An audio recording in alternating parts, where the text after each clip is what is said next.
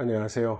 이 박사입니다. 중국 위안화의 변동은 현재 국제정세의 판단에 있어서 가장 중요한 지표 중에 하나입니다. 그리고 이 위안화의 가치를 결정하는 것은 위안화가 양적으로 얼마나 많고 질적으로 얼마나 좋은지에 달려 있겠죠. 그 양적인 측면은 통화지수, M1, M2 이런 것을 통해서 파악이 가능하고, 질적인 측면은 미국 달러와의 환율을 통해서 파악이 가능할 것입니다. 중국 정부는 상당히 오래전부터 이 위안화를 국제 기축통화로 만들고 싶어 했죠. 그렇지만 국제적인 기축통화라는 것이 힘으로, 무격다짐으로 그렇게 결정되는 것은 아니겠죠. 사람들이 자연스럽게 해당 통화의 가치를 평가해주는 시장 논리에 따라야 하는 것이 도리이겠습니다. 그리고 과거의 경험을 뒤돌아보면 이렇게 시장에 거슬러서 시행한 정책이 성공한 사례는 별로 없는 것 같습니다. 더욱이 어느 한 통화가 기축통화가 되기 위해서는 그 통화를 발행하는 국가의 국력이 전 세계에서 그 정점에 있고, 또 그 통화가 국제적으로 널리 사용이 되고 운영 방식이 투명하고 공정해야 되죠. 그런 면에서 볼 때 중국 위안화의 운영이 투명하다거나 공정하다거나 그런 말이 쉽게 나오지 않는 것이 사실일 것입니다. 그렇지만 중국과의 경제 의존도가 매우 높은 우리 대한민국의 상황에 있어서 이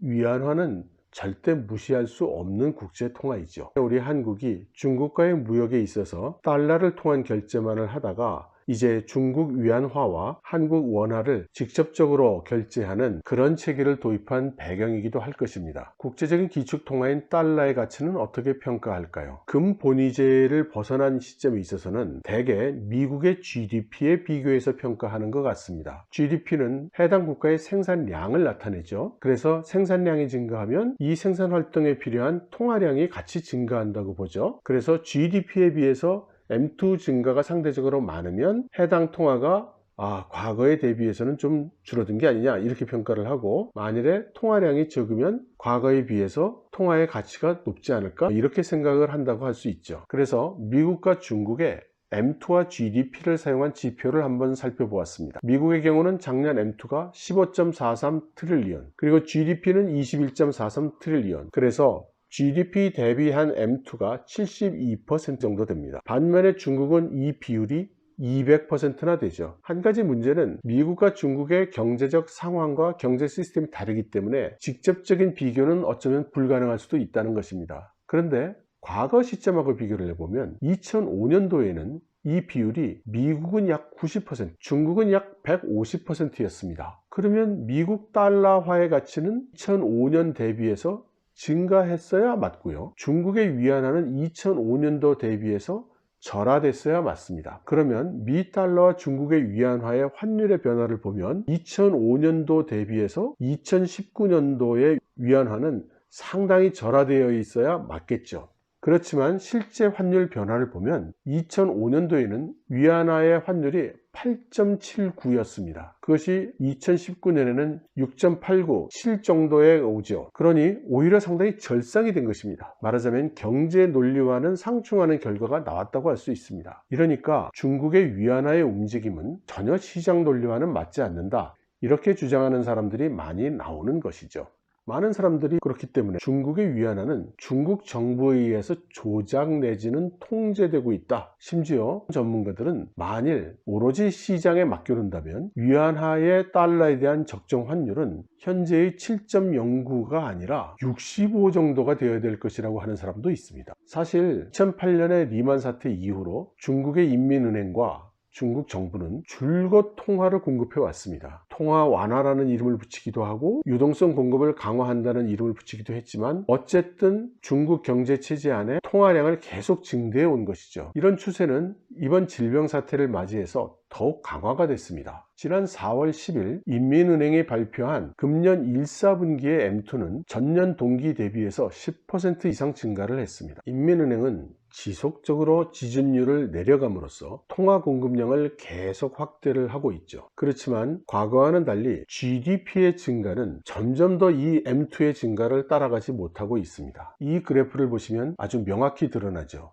이미 중국의 GDP 증가율은 고도 성장하는 시대가 끝났고 점점 시간의 감에 따라 GDP 증가율은 내려가고 있습니다. 보통 이렇게 통화량을 공급하는 방법에는 4가지가 있다고 이야기를 합니다. 금융기관의 대출에 의거한 통화량 확대, 또는 외환에 기본한 통화량 확대, 오픈마켓에서의 증권 매매, 그리고 순재정 차입금, 이런 것들이죠. 이 중에 외환을 기반으로 한 통화량 확대는 중국의 경우에는 더 이상 쓸 수 있는 방법은 못 되는 것 같습니다. 중국의 외환 보유고가 이제는 좀처럼 늘지 않고 있기 때문이죠. 과거에는 중국의 전체 통화량 중에서 외환에 기반한 통화량 공급 비중이 30%가 넘었지만 2019년에 오면 10%를 조금 상회하는 정도에 불과합니다. 그리고 본격적으로 증가하기 시작한 통화량 확대 방법은 바로 채권에 의한 것입니다. 그러면 채권을 일으켜서 통화를 가져갈 주체는 정부, 기업, 가구, 크게 이 3가지라고 할 수 있죠. 정부 쪽을 보면 중국 중앙정부의 채무는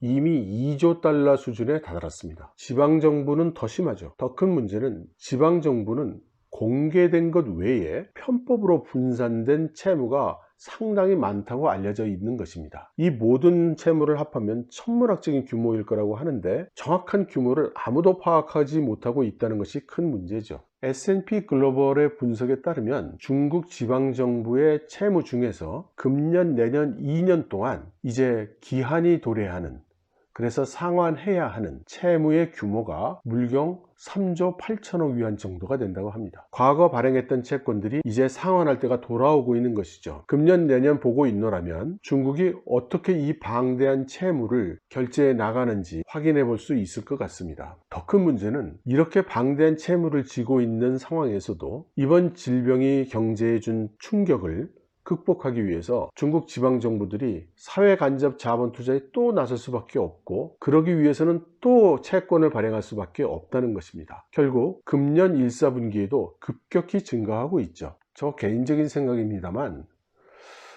중국 정부의 채무가 이제는 정상적인 방법으로는 개선될 수가 없지 않나, 이런 우려가 좀 듭니다. 정부의 수입이라는 것이 대부분 세수인데요, 작년인 2019년도의 세수 수입이 15.79조 위안이었습니다. 전체 재정 수입의 83%를 차지했죠. 그런데 2018년도에 비해서는 1% 늘어난 데 그친 것입니다. 그리고 이 1% 증가율은 1969년 이후 중국 정부의 매년 세수 증가율 가운데 최저인 숫자입니다. 그리고 금년은 전 세계를 휩쓰는 질병의 영향으로 전년 대비 세수 감소는 거의 확실하죠. 그러면 기업 채무는 어떤 상태일까요? 중국의 국영 금융회사 중진공司라는 것이 있습니다. 여기에 총재 겸 CEO가 주윈라이라는 사람인데요, 이 사람은 아버지가 주룽지 전 총리입니다. 이 사람이 말한 바에 따르면 작년 2019년도 초에 중국이 새로 건설 중인 프로젝트, 그러니까 사회 간접 자본 건설 같은 거죠, 이 규모가 175조 위안이라고 했습니다. 이 돈이면 중국 전체 GDP의 2.3배입니다. 너무나 무리하게 이렇게 대규모 프로젝트들을 진행하고 있는 것이죠. 그러다 보니 프로젝트 파이낸싱을 계속해 가는 것이고, 이러한 채무를 제대로 이행하지 못하는 일이 자꾸 일어나고 있습니다. 중국 영내에서 발행한 채무 불이행, 이 규모가 이미 147억 달러에 달했다고 하니까 말이죠, 이 채무 불이행 중에 80%가 민영기업이고 20% 정도를 국영기업이 차지하고 있다고 합니다. 가구의 경우는 지난번 부동산을 다룬 동영상에서 말씀을 드렸으니 길게 말씀드리지 않겠습니다. 기업 부채, 가구 부채 두 가지를 함께 보여주는 사례가 바로 부동산 기업의 채무죠. 작년 말 시점에서 롱창중고, 이 회사의 순부채율을 보면 176%입니다. 1위인 완커 34%, 2위인 비괴웬 46%. 모두들 채무 비율이 높죠. 그리고 자산에 대한 재평가를 해서 실제 자산 가치를 반영을 한다면 틀림없이 이 숫자보다도 훨씬 악화된 숫자가 나올 것입니다. 게다가 작년에 중국 정부가 영구채라는 것을 도입을 했었죠. 영원히 원금은 갚지 않아도 되고 이자만 계속 내게 한 그 채권 말입니다. 이것을 고려한 지표가 순유리 부채율이라는 것인데, 이렇게 계산을 해보면 롱창중고의 부채 비율은 289%에 달합니다. 결국 정부, 기업, 가구 모두 엄청난 빚을 지고 있다는 그런 말이 되겠습니다. 이런 상태라면 위안화는 굉장히 절하돼야 마땅한 것 같은데 어떻게 환율이 유지되고 있는 것일까요? 지금 미국 정부가 지적하고 있듯이 환율이 중국 정부가 통제하고 있다고 밖에는 생각할 수가 없습니다. 교과서에 잘 나오는 불가능의 삼각정리라는 것이 있죠. 자유로운 자본 이동, 자유로운 환율 변동, 독자적인 통화 정책, 이 세 가지 중에 모든 것을 가질 수는 없고 어느 한 가지는 포기할 수밖에 없다는 내용이죠. 이렇게 환율을 통제하고 있는 중국은 중국식 사회주의 경제 체계 유지를 위해서는 독립된 통화 정책을 운영할 수밖에 없으니까 중국은 근본적으로 자유로운 자본의 이동은 허용할 수가 없는 불가능한 나라라는 것이 됩니다. 그리고 이렇게 자유로운 자본의 이동이 처음부터 불가능한 이런 체계에서는 모양만 잘 만들면 실제 보유한 외환 보유고는 적다고 하더라도 국가가 지향하는 방향으로만 외환을 사용하는 것이 가능하죠. 그러면 훨씬 더 외환 보유가 많은 국가처럼 운영을 할 수가 있게 되는 것입니다. 물론 그러기 위해서는 당연히 국가가 원하지 않는 방향으로 외환을 쓰려는 일들은 전부 막아야죠. 그러면 중국 정부는 외환을 막고 있을까요? 그렇습니다. 날이 갈수록 중국 사람들이 해외여행을 간다든가 유학을 간다든가 할 때 달러를 바꾸기가 어려워지고 있죠. 그리고 그 어려움은 시간이 갈수록 계속 심해져서 작년에 들어서서는 너무나 빡빡해졌다고 합니다. 이것은 역으로 중국 정부가 가용한 외환이 점점 줄어들고 있다는 것을 의미한다고도 해석할 수 있습니다.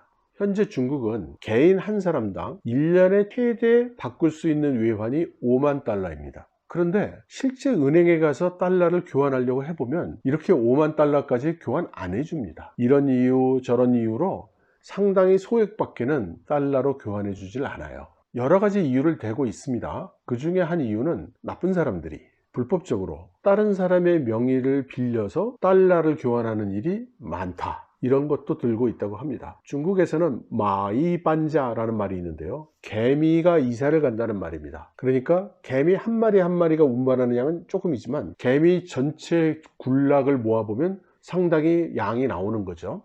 그래서 돈 많은 사람이 자기의 재산을 불법적으로 해외 반출을 하기 위해서 100명, 1000명씩 다른 사람 명의를 이용해 그 사람들 명의로 달러를 교환한다는 겁니다. 1인당 5만 달러를 교환할 수 있으면 100명 명의를 빌리면 500만 달러, 1000명 명의를 빌리면 5천만 달러가 되는 거죠. 만약 중국 사람 전체 명의로 5만 달러를 교환하면 어떻게 될까요? 당연히 중국이 가지고 있는 외환 보유고가 형편없이 모자랍니다. 1인당 5만 달러라면 바꿔줄 수 있는 최대치가 588만 명, 전체 인구의 4.2% 정도 됩니다. 물론 이 숫자도 달러를 다른 데는 하나도 안 쓰고 사람들한테 바꿔주는 데만 사용한다는 전제로 그렇습니다. 이 5만 달러 제한 조치도 더 엄격한 조치로 바뀔 가능성이 굉장히 높은데요. 사실은 이 5만 달러 규정 자체도 2004년도 규정인데 그 후에 2006년도에 인민은행령에서 내린 규정에는 이런 제한이 없습니다. 외환관리법에도 이런 제한이 없고요. 그러니까 정상적으로 생각을 하면 2004년도에 생겼던 1인당 5만 달러까지라는 제한 규정이 2006년에는 풀어졌다고 봐야 되는데 상황이 급박하다 보니 중국 정부가 2004년도 규정이지만 끌어다가 적용을 한 것으로 생각이 됩니다. 결국 중국 정부는 위안화 환율이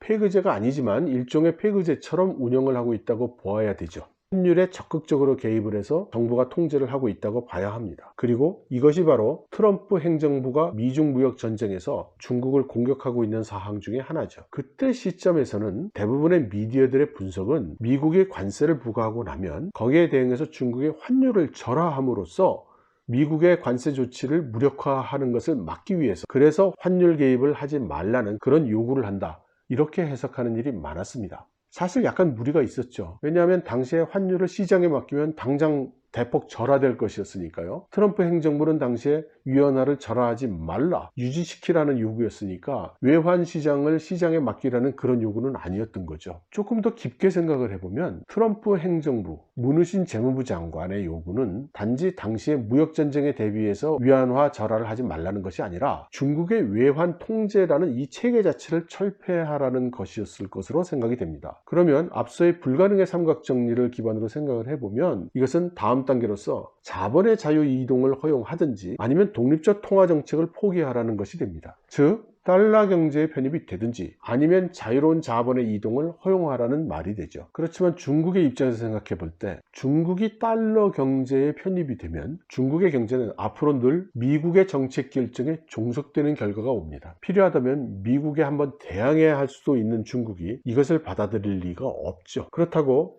자유로운 자본의 이동을 허용하게 되면 현재 중국의 상태를 볼 때는 그 순간 중국 내 자본들이 중국 바깥으로 유출이 될 것입니다. 외국 자본은 그렇다 치고 중국의 중국인 자본들도 상당한 양이 해외로 나갈 것으로 생각이 되죠. 그리고 자연스럽게 그 결과 위안화는 곤두박질 치겠죠. 일부 전문가들이 얘기하는 정도로 65까지는 안 간다 하더라도 적어도 10에서 20 정도 사이는 순식간에 갈 것으로 생각이 됩니다. 말하자면 한순간에 중국의 경제는 오그라드는 것이죠. 그래서 중국은 현재 상태에서 이 세 가지 중에 어느 것도 양보할 수가 없는 것입니다. 그러니까 미국에서 요구하는 대로 위안화의 수준을 어느 정도 유지하도록 해, 네, 이렇게 할 수밖에 없었던 것으로 생각이 됩니다.